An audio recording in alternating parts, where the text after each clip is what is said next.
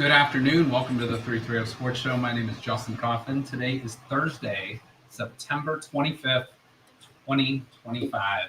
Joined in studio by BJ Lisco down here at Youngstown Studio. Make sure to like, follow, subscribe, all that good stuff to Youngstown Studios page, and then all the shows under the Youngstown Studio umbrella. We're going to go a little bit here, and we're going to talk Browns. We're going to talk. It's actually a huge weekend in sports. Browns, NFL, college football, huge weekend. Ryder Cup. The Guardians are on fire right now, so we got a ton to talk about. So, BJ, I'm going to let you choose your path. What do you want to start with talking about? Well, we'll start with the Ryder Cup, I guess, since that starts tomorrow in New York. Yeah, I love the Ryder Cup. It's always I this year, I think I don't know if you have followed any of the stories kind of leading into it, but so there's some interviews with. There's always John back and forth between America and Europe, whatever. And Ian Poulter, who's one of the historically one of the best Ryder Cup players ever for Europe. He's not in it this year, whatever, but he did an interview where he's made fun of the American fans for all the stupid things they say. So expect to hear really dumb stuff after every shot, whatever. Every Ryder Cup, I mean, that's played in America, there's usually eventually is an issue with the fans. Where where they're just so boisterous and just some of the stuff they say, and it usually ends up being a problem. But the United States better win this because they're such favorites. And they're like minus 140 or something. I think so. But they better win this because with that home field advantage, if you don't win it, so all the pressure is on the United States, all of it. There's no pressure on Europe all because nobody's expecting them to win an away Ryder Cup. It's so hard to win on the road in the Ryder Cup. But I do expect the Americans to win, especially with Keegan Bradley as the team's coach, whatever. I mean, I wish he would have played. It would have been cool if he'd have been a player, a player coach there. But So what does a coach what does the manager or coach do in the situation? Does he say which players are going when, or how does that work? He makes all they make all the pairings. Okay. So there is some strategy to that when you send guys out. A lot of it changes as it goes on, based on who's hot, who's not, sort of first day, second day, third day, where you are points wise, that sort of thing. Okay.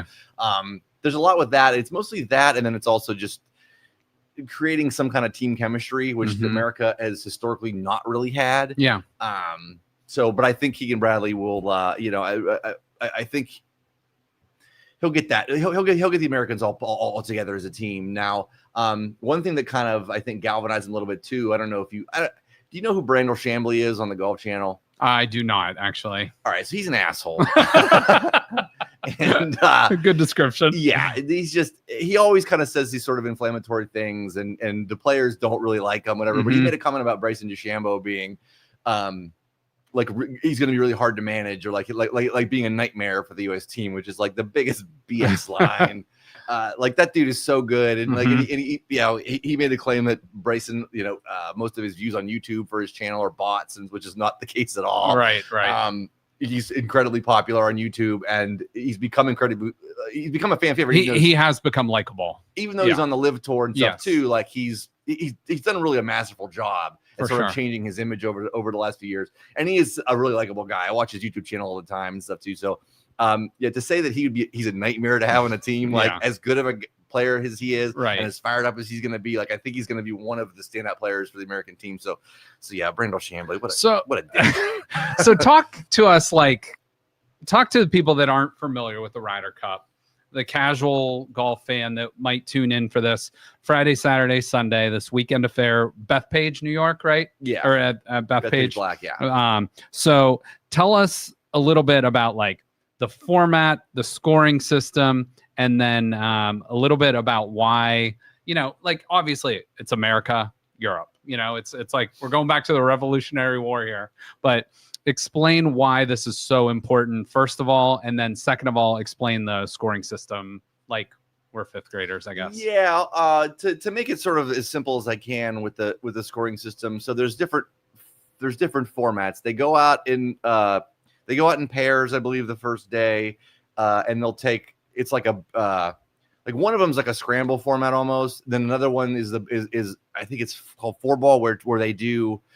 So it's the best score from the guy on the team, and that goes up against the other guy, and then it's match play, the whole thing. Sure. So it's like you win a hole, whatever. So and then you get a point if you beat their team, whatever, in match play, you get a point. If you tie them, each team gets a half a point.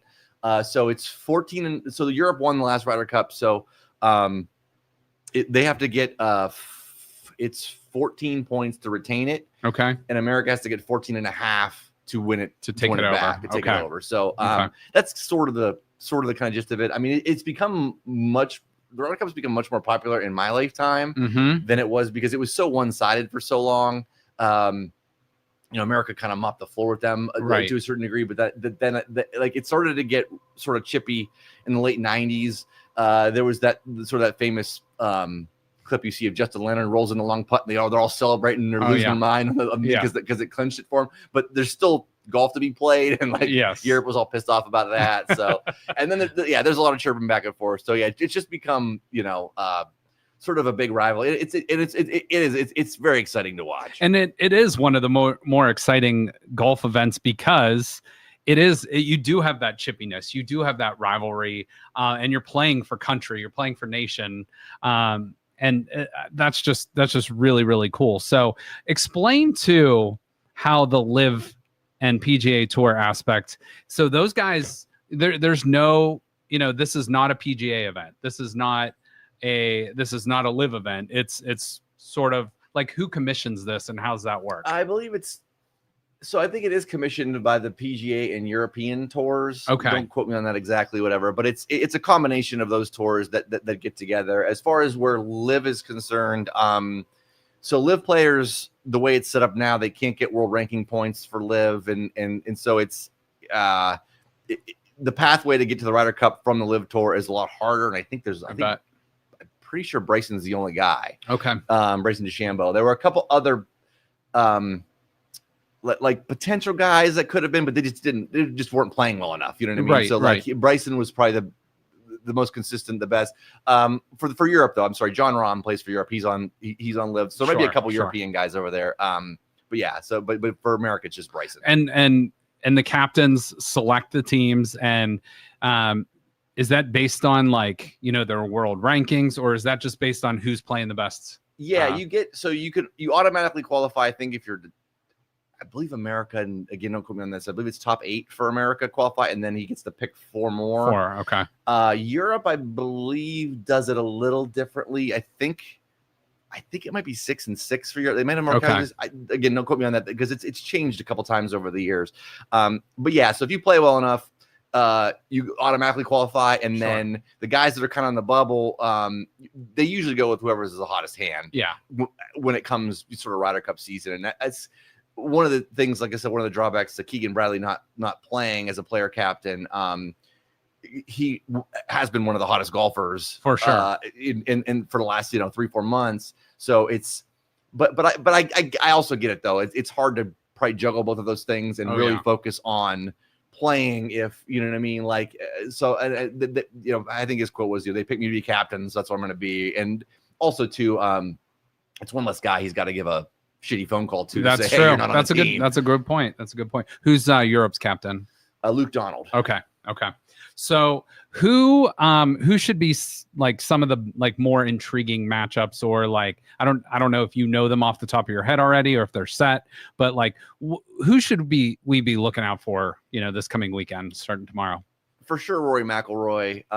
And Rory McIlroy and Bryson DeChambeau have kind of gone back and forth and been a little chippy. I think that goes all back to the Live stuff, right? A little bit, but they were paired together in a major this year, and somebody asked Bryson, what'd you say to Rory or whatever, and Bryson said, he didn't talk to me or whatever, and that got kind of blown out of proportion, because you're in the middle of a major, you're not real focused, but yeah.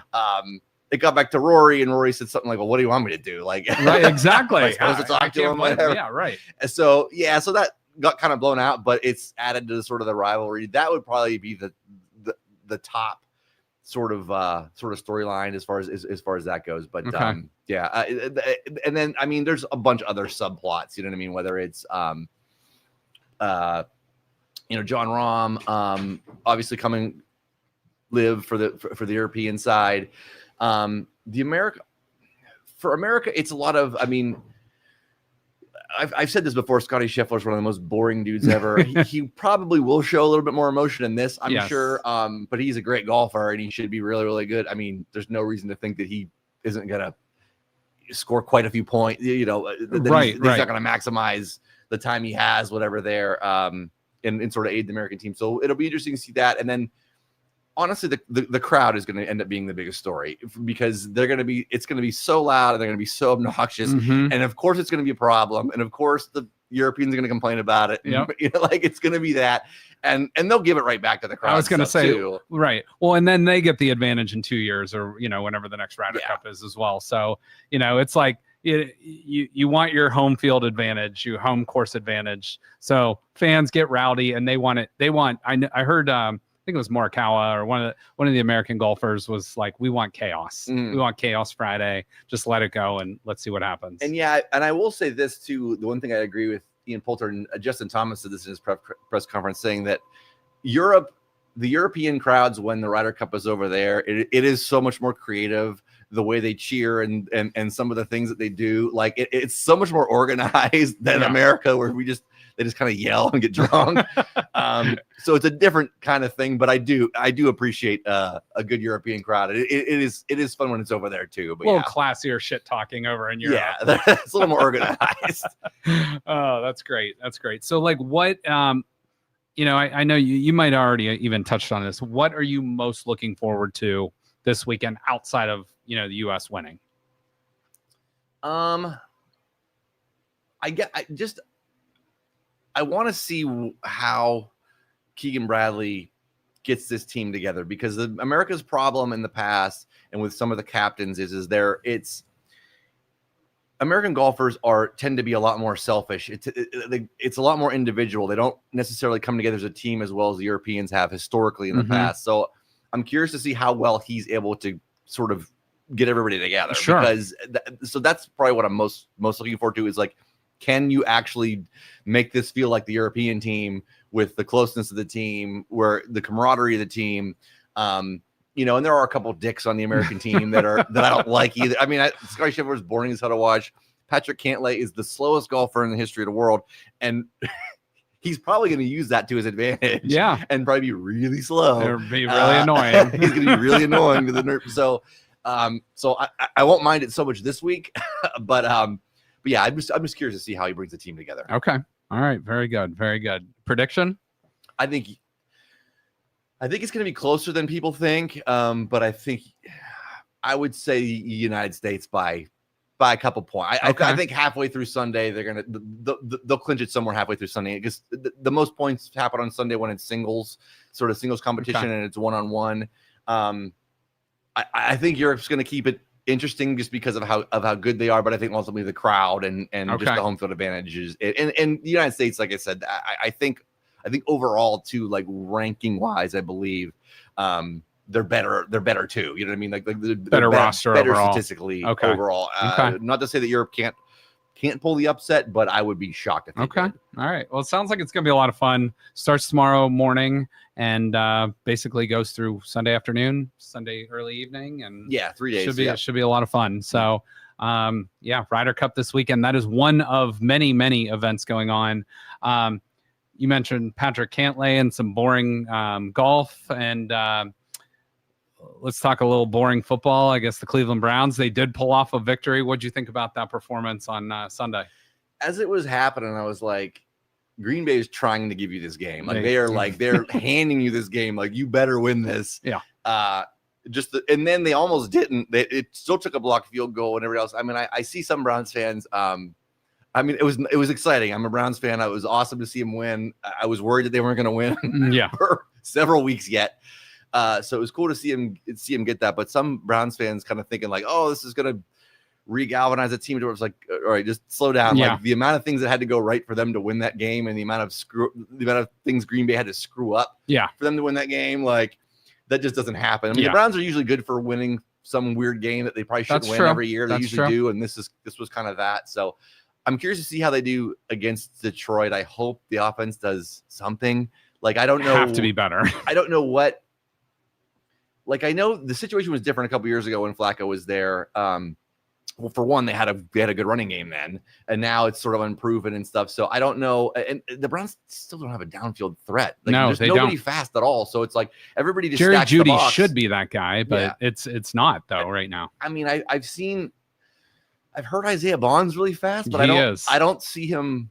And he got to camp late and Yeah. had the off the field stuff, and so who knows? But hopefully he can develop into that. But yeah, there doesn't seem to be much chemistry between Flacco and Jeudy. Really, it's like Flacco and the tight ends. That seems to be the only with Fannin and Njoku. But doesn't seem to be a ton of other success. Judkins look good.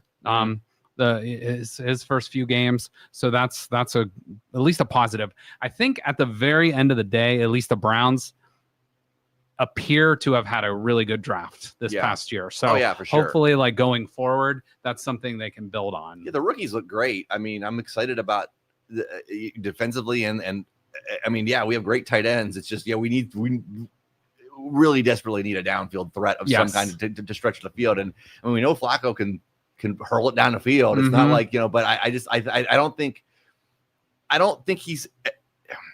It's crazy to say this because he came off the couch and it was like it seemed like he had instant chemistry with everybody. Right. Where this year it doesn't feel like he is as comfortable with the receivers he has and the targets he has. So he's more hesitant and he's not just kind of slinging it. And I don't know why he just doesn't. I think too, like a point to that is I think the offensive line is worse. Yeah, I agree. Conklin's been banged up, which is true every week. DeJuan Jones is now out for the year.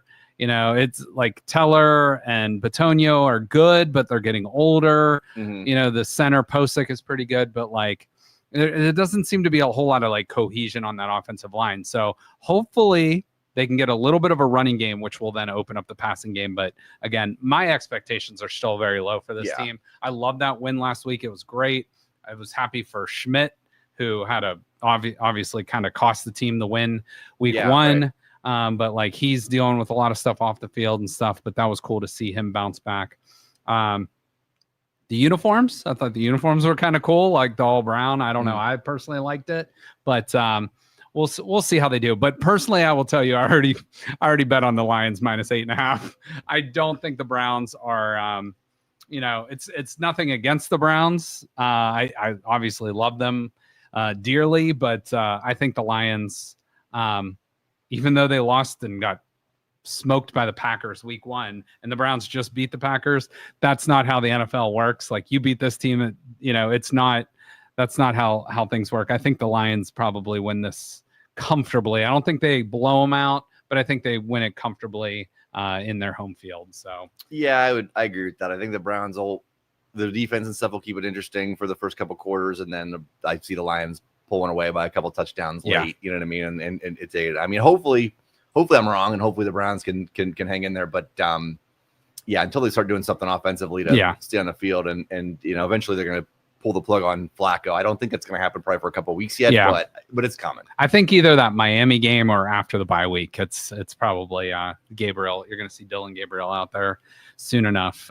Let's talk about the Guardians and what they're doing. I know you're a Reds fan, but like you follow the Guardians, so they are on basically an unprecedented streak right now. I think 17 of 19 wins. They were 15.5 games back on July 8th. Last night, they take a 1-game lead in the division. The Tigers seem to be flailing and pressing, and it's frankly fun to see from a Cleveland fan. So we might not beat the football version of a Detroit team, but we're taking care of the baseball aspect this week. So the Guardians run, like the pitching's been unbelievable. There's been timely hitting. So like over this run, like, first of all, we've never seen a team come back 15.5 games back. 14.5 back, I think, was the previous record. But what's your thoughts on just like this run they're on? I mean, it's a pretty historic run, and I think they will finish it off and get to the playoffs. And hopefully they can just get enough offense to do something in the playoffs. You know what I mean? I think you shared a stat. What are like the bottom 3 as far as runs scored on the Yes, year? yes. And the Reds are down there too, so that's a similar thing. They're 4, and like the teams ahead of them are the White Sox, the Pirates, and one other really bad team. Mhm. You know, those are the only 3 teams below them in runs scored this year. So it's crazy. It's crazy the sort of the lack of offense, and they're still winning this many games, which is a credit to the bullpen. And just the small ball and stuff that they're playing. But yeah, that the home run is king in Major League Baseball. Mhm. The power is king.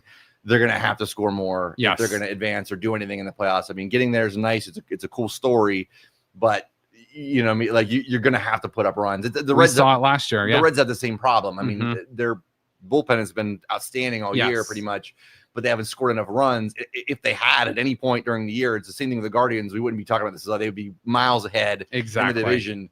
So it's just, they're both those teams, like I said, Reds and Guardians are trying to. The Guardians, I think, are going to make it. The Reds they're close. They're a game back.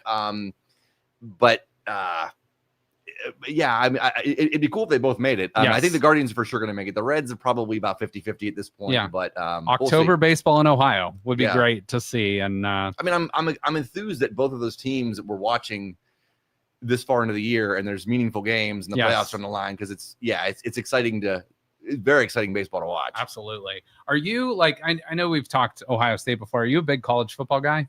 I used to be. I used to be more so than now. I mean, I follow it sort of on the periphery now, whatever. I used to be huge into it. This weekend is like one of those, you know, and I almost consider the college football and the NFL like it's the same sport, but it's like 2 separate sports. To me, if I could pick just one thing to watch, it would be college football. Like there's more games, but like it's more entertaining for me. I don't know why I like it more. Probably because the team I root for generally is successful. Yeah, right. That probably has something to do with it. But this is a huge weekend. You got Alabama, Georgia, Ohio State, Washington. There's a bunch of ranked versus ranked games coming up. So I did a show earlier this week that's out. If you want to watch that, check that out for some of those big matchups. Speaking of the Guardians and Cleveland baseball, I want to get a little weird here now, but did you see the Charlie Sheen interview or any of the excerpts of the documentary? I saw the back half of it. My wife was watching it. I didn't see the first half of it, but the back half apparently was the more salacious half. I saw when he was, tiger blood and losing his mind and all that. So apparently he put out there, one, he said he did so much cocaine in the 80s and 90s that it turned him gay. Yeah, I did see that. So that's a pretty interesting quote right there. And he also said, I'm going to quote this. This was from Sit Down with Logan Paul he did, that he had sex with 40. First of all, I don't know how you come up with a number. That he had sex with 47,000 women since losing his virginity to a hooker at the age of 15. 47,000. How do you even quantify that? But has he been alive for 47,000 days in his life? Like, I'm not sure that works. Like, I'm not sure that math adds up. Oh my God. Well, and he did say women, so apparently there's some men in there too. If there's a lot of cocaine turned him. Yeah, I saw that part too. But yeah, oh boy, Charlie Sheen, man. I don't know how that guy's still alive. But I really don't either. And watching him talk, he has the mannerisms and like some quirks of like he's lost a few brain cells over the year, but that guy was a hell of an actor back in the day, and hopefully he can like maybe make a second act here post drug and alcohol ism. So a few other random notes. I wasn't sure if it was going to be you or Joe sitting in the seat. I like to throw. You're more of the sports guy. Joe likes the weird curveballs, so I'm going to throw some weird curveballs at you just for a few topics. So, Congress. These are all like random stories I just took from the internet. Congress just saw a wild video of a UFO taking a direct hit from a Hellfire missile that did absolutely zero damage. We don't normally talk like this, me and you on the show, but your thoughts on that? Apparently, a Hellfire missile is one of the most insane missiles like our government has. Fired it at an apparent UFO, no damage whatsoever. Your thoughts? What the hell did they shoot at? I don't know. Apparently, it hit whatever it hit, but there was no damage. Huh. So I didn't see. So yeah, I don't know. I have a hard time believing anything anymore on the internet because everything's so fake and they're getting really good AI is getting like really the good. deep fake stuff. Oh, the deep fake stuff. I mean, there's just the sex bots that follow you on Twitter and everything else too. And it's like, this looks really Legit. Yeah. This looks like a legit person. Like, yeah. So it's getting really, really good. So I kind of don't know what to believe anymore, but yeah. Very, very interesting. Okay. What do you think about Bill Belichick's girlfriend? Her name is Jordan Hudson. Jordan Hudson. She has been seen on the North Carolina sidelines several times talking to him either pregame or postgame on the sidelines. What's your thoughts on his 25-year-old girlfriend on the sidelines? I mean, good for you, Bill. I mean, I hope you signed you marry that girl. I mean, you better sign a prenup. Oh yeah. I can't imagine. Yeah. I mean, good for him, but yeah, I mean, I'm just assuming that she's an airhead, a gold digging airhead. But yeah. Yeah. She apparently like runs his production team and does a bunch of stuff behind the scenes. That interesting character for sure there. Yeah, has she given like a full on interview anywhere yet? So they did like a 60 minutes thing, but like I think she pulled the plug on it. Oh, I saw that, but like, has she sat down and talked? Has anybody like one-on-one? That's a great question. I don't think she I has. don't think so. I'm sure if she did, clips would be everywhere. That'd be like appointment viewing right there. Oh yeah, for sure. So Bill Belichick's former quarterback, Tom Brady, he's in the broadcast booth with Fox. He is also part owner of the Las Vegas Raiders. And last week during the Raiders Monday night game, he was seen in the booth with like the offensive headset on. So he's in there with Chip Kelly, former OC at Ohio State, but apparently he game plans with Chip Kelly during the week. Mm-hmm. And he's also in meetings with certain teams during the NFL season. Do you think that, one, he should be allowed to continue broadcasting as a part owner? And two, if he does that, should he be allowed to sit in with the Raiders in like team meetings and stuff? I mean, the optics of it are bad, but I don't think he's gleaning any kind of like vital information to use. You know what I mean? So I don't have a problem with it. I think it's all right. But I mean, I get why people, because it's like, okay, here we go again with Brady and Belichick, I mean, the whole deflate gate and all the other shit that they were tied to. So yeah, it's a bad look, but I don't think he's gaining any like super advantage, or I don't think he's getting any kind of advantage from it. And they're probably not telling him shit anyway, but he's in there. Like. Right, exactly. Okay. All right. I want to throw this technology piece out at you. So Apple is unveiling a new set of AirPods, but that will live translate whenever someone is speaking a different language right into your ear. That's pretty cool. Which sounds amazing. Mm-hmm. So, hypothetically, you go to Paris or you go to, wherever, you go to Japan or somewhere, and it's translating into those languages for you. Is that something you would want to use? And like, do you think that will be like a new thing in the future? Yeah, here? For sure. I mean, if I was going to another country, I didn't speak the language, that definitely, that kills the language barrier right away. For sure. You can go whatever. Like that's sort of the hang up for anybody that's going to a foreign country, whatever, where you don't speak the language. But yeah, no, I'm all for that. That sounds pretty cool. I think that would be like such a great technology. I think right now on your phone, you can do like live translate, speak English to French or German or whatever it might be. To do it in real time though, as you're sitting there, like, and you can have the conversation where it's going to that do would be it. Interesting though, if it heard something that maybe wasn't said or mistranslated, and you say something back and it's like taken out of context. It could be interesting, but I think that's like almost like a Black Mirror technology for sure. The future. It would be cool. What would be, so to go off of that, if you could come up with like a technology like you wish they could create, whether it's video, audio, something like your phone or something that they could implant or something in you, like, do you have something in mind that you're like, that would be awesome to have in everyday life? Joe talks about the Neuralink, I think, all the time. With Elon Musk has talked about that. Yeah, that's freaky to me. Like, I don't want people to read my thought. I don't want to use mind power to communicate. Like, that's weird to me. I gotta think about this for a minute. It would probably, it would probably be something like way more practical than that. You Yeah. know what I mean? Or something that was just like an everyday sort of thing where it's like, okay, I don't have to do this anymore, or this eliminates this. I'd have to think about that for a minute. Though. Yeah, no, that's fine. I put you on the spot with that. I really that got me thinking though of the technology that is probably coming over the next 10 years that we aren't even thinking of right now. That's going to be a possibility. I like the idea of. And Joe's asked me this before, and I really never come up with a good answer because there's like some morality questions with it. But like hypothetically, you right now, so the age you are right now, if you could theoretically upload your consciousness into like, I guess like a hybrid, like you would look human, you would look the same, but it's like maybe not a physical body or a physical body that could last for forever or just get repairs. Would you do that knowing you could probably live for another 100, 200 years? No. Yeah, sometimes there's something good to like things that end, that's what makes things special.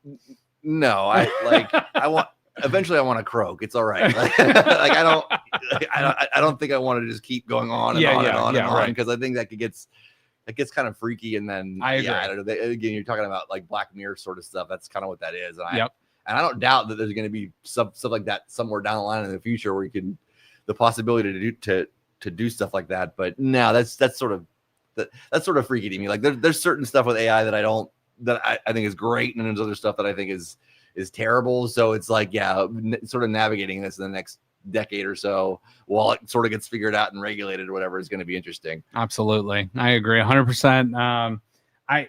That's one of those questions like it's like doesn't seem real to me. So whatever answer you say right now could be like changed. But I feel like if that actually becomes a possibility in the next 10, 15 years, I'm like, I might have to reconsider it. But then again, you don't want to like outlive everyone else in your circle. And like, then you're kind of left alone. I don't know. There's like some serious like philosophical questions that go along with that. There was that one episode of Black Mirror, I think, from however many seasons ago it was, where like they were in like a simulation. San Junipero they went back to the 80s or whatever and do whatever. And I was like, that'd be pretty cool. That to go is back the best. Like that'd be cool. But then that like the ramifications of that on your brain to actually go do that. Like I think you would warp yourself. Like that basically means your conscious is just like uploaded into a cloud or something. Yeah. And you could live, if you could live hypothetically with and take whoever you want with, it wouldn't be actual reality, but in your mind it would be, that's the reality you're living in. And it's like literally a dream world the entire time. That might be kind of cool, but I don't know. I think theoretically it'd be cool to visit or to do it, but I also don't know if our brains can handle it. Like, I think I don't know. That's a hell of a good point. I don't think our technology has advanced so rapidly over the course of the last 50, 100 years. Like we're at a point where we can't process all the shit that's being thrown at us on a daily basis now. Yeah. If you go that far, I think there would be, I don't think our brains could handle that. Like, I think like theoretically, like, yeah, wouldn't this be cool? But then I think you would lose your mind. You'd go crazy because like you wouldn't know what was real, what wasn't. Like, I think that's a slippery slope. I think that's a great point. I think the only technology we might see, at least in the next 10 years, might be this somehow inserted up here. Like, I could see that. Like, you almost have an Alexa or a Google in your head, which again, can our brains handle that? Will there be any ramifications for that? Probably. Yeah. I'm sure they're trying whatever they're trying now, but it's going to be an interesting. It'd be like the Terminator, where like you see right. that in front of you. It's like a computer screen right in front of you. Exactly. Like, it gives you the info right in front of you. Like, yeah, I could fully see that becoming a thing where you're going to be able to see computer images in front of you. Yeah. Like it is on your phone, where we also thought hands-free driving. We also thought 40 years ago we'd have flying cars like in Back to the Future too. So this technology could be coming, or it might be out of our lifetime too. So true. I think, yeah. I mean, we don't have flying cars or anything like that, but yeah, the other technology that we're getting is like super advanced too. So it's just like, some of it's coming way too fast. Yeah, some technology is good, but too much. Yeah. All right. Well, on that note, we're going to wrap up here. But a huge sports weekend. Guardians, again, they take on the Tigers tonight, go looking for the sweep. That would pretty much put them in, the catbird seat or whatever you want to say for the division. You got the Ryder Cup this weekend, huge college football. You got huge NFL weekend once again. So a ton going on in the sports world. What's the line in the Ohio State game? It is actually, I've seen it as low as 8.5. It opened at 13.5, which to me, People seems, are liking Washington with the points. Well, from what I see, there is a ton of public money on Ohio State, but I think there's like a whale on the other side that dropped a ton of money because I saw the point spread. It was like 83% Ohio State better, 17% Washington or something like that along those lines. It might have shifted, but that tells me there's been a huge couple bets placed on Washington, at least enough to move the line that much. I could be wrong. I could be just be speculating, but that line seemed a little funny. It seems like it should be higher. I personally think Ohio State wins. I think Washington is a very talented offensive team. They have 3 legit dudes on offense, but their defense is very suspect to me. And Ohio State's best unit on the field, I think, is their defense. So yeah, I don't know. In Washington, correct me if I'm wrong, they're 3-0, but they don't. You can't really get a gauge on them. They played Colorado State, who's bad. They played an FCS team who's average, and they played Washington State, who's bad. So I know that was a rivalry game. Yeah, so it is hard to tell. They're probably going to be missing their top corner in this game, which will hurt them. I like Ohio State. Obviously, that's a biased perspective, but I think Ohio State covers that line. But there's something that gives me a little hesitation with that line movement. I think they cover it too. I think it's going to take them a while. I think just it being the first road game for the quarterback and stuff too. Like I think there's going to be some growing pains there a little bit, and it's going to be kind of a slow sort of start. But eventually, their talent's just going to take over like it usually does in most college football games. One thing they took away from that Oregon loss last year is they traveled out there last year on a Friday. They're traveling there today to get kind of accommodated to like the time change and stuff. And I think that will be a huge advantage. Yeah. Washington is that stadium. If you have not seen it, it's one of the prettiest stadiums in all of college football right there. They do, there's tailgating in most college. They do sailgating there where there's a ton of things on the lake that's right there. It's beautiful. So I'm expecting a good game for at least the first half and Ohio State to pull away a little bit at the end. But again, there's some people that think Washington's going to stay in that game, but they have not lost a home game. Last year, I think they went 6-6. They won all their games at home. They lost all their games on the road. This year, they're 3-0. They have not lost a home game since 2021. So that's an interesting stat there, but we shall see. But a big weekend in sports. BJ likes the U.S. to win the Ryder Cup. I'm on Team USA, obviously, here too. If you have a certain betting app, I know they're offering a 50% boost on that as well, for whichever team you like on that. But for BJ Lisco, I'm Justin Coffin. Make sure to like, follow, subscribe to Youngstown Studio, the 330 Sports Show. We appreciate you guys watching. Everybody have a great weekend. Go Guards, go Browns, go Buckeyes, and we'll see you soon. Go USA. Thank you for listening to this show on Youngstown Studio. This is original Youngstown content. Feel free to share our videos and tell your friends about us. Don't forget to subscribe